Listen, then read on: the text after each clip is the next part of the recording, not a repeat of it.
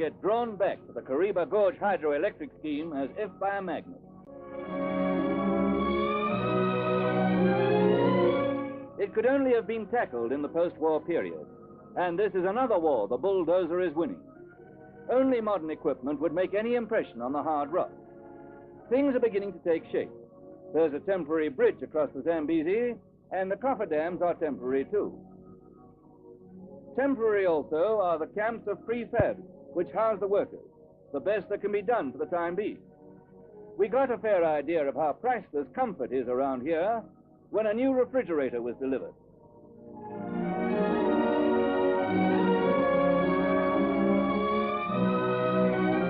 They're a cheerful and rugged crowd of fellows, roughing it quite a bit, but frequently there's something special cooked up as a treat. Of course, fancy cakes don't form a steady diet for these pioneers, but they live and feed pretty well. They need to, because no recognized measurement exists of the energy required to hew a giant hydroelectric scheme out of a primeval piece of Africa.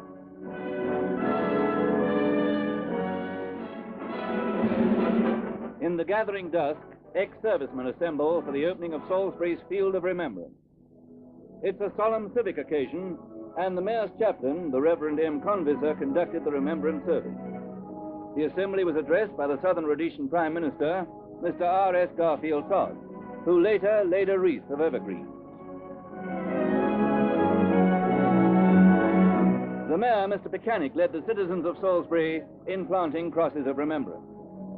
In Salisbury, too, the Hellenic community celebrates the foundation stone laying of the new Athenaeum Hall by the Prime Minister.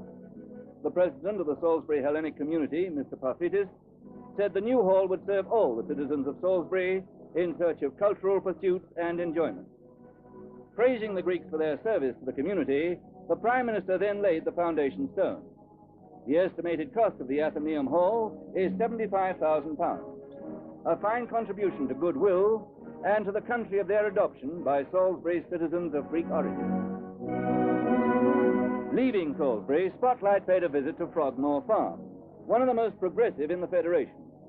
Its success is due to the intelligent use of irrigation, its 800 million-gallon dam being among the largest built by private enterprise.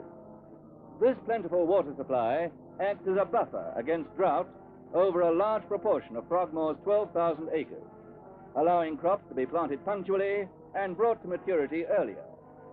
Getting the water to the plants at the right time is, of course, a major undertaking, with so many acres under cultivation. But it enables Frogmore Farm to be just about ready to reap tobacco when some farmers are still waiting to plant.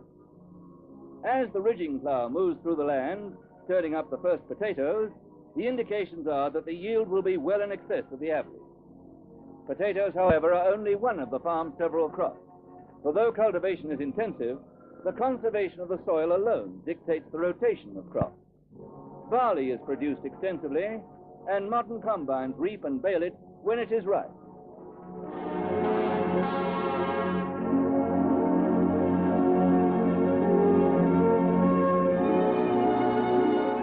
Frogmore Farm's barley goes into the making of beer and is delivered straight to the brewery.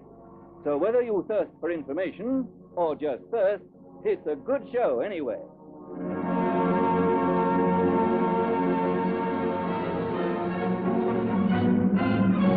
At Kansanshi in northern Rhodesia, there is probably one of the most ancient copper mines in Africa. Originally, slave labor toiled in its tortuous fissures, but it was only rediscovered in 1920. Now exploratory work is being carried out at Kansanshi with a view to reopening it on a paying basis, in which case the existing equipment will be scrapped for something more modern. Through its remoteness and the low price of copper, the post-1920 operations came to a close, but the old mine may well have another life in store for it. We go to Nchanga for another story of the development of long-known copper resources. Here, for the first time in 26 years, open pit mining is making a reappearance, as giant electrical shovels set about uncovering the first ore body to be discovered in these parts. An interesting point is that the nature of the ground renders underground mining too costly.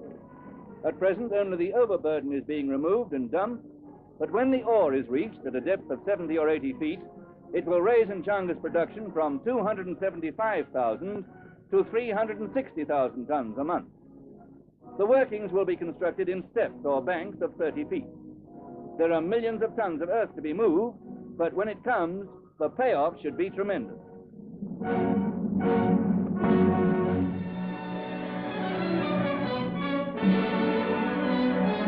Just south of Nkhata Bay on Lake Nyassa, the Visara estate grows the only rubber produced in southern Africa. The 1,500-acre plantation was started in a natural rainforest some 50 years ago. The trees are tapped every other day, and as each laborer has 400 trees to tend, he makes 200 daily tappings. The latex runs down the new cut and is collected in cups. These are later emptied into buckets with as little wastage as possible.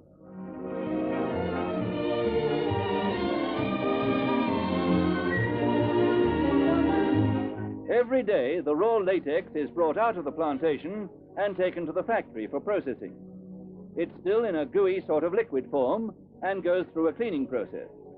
Then, under careful supervision, certain chemicals, formic acid and sodium bisulfite, are mixed in with it to help coagulate it and keep it white.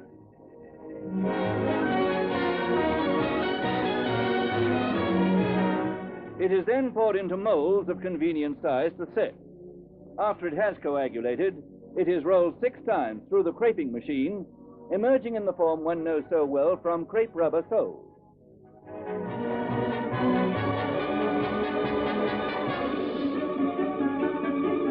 The sheets of crepe rubber are sorted and graded, then finally packed for shipment.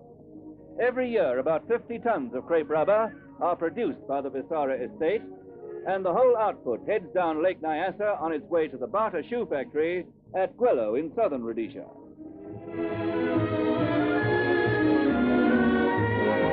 The sheets are separated and given further treatment. Once again, it is put through rollers, where it's mixed with other rubber and more chemicals until it is tacky and pliable.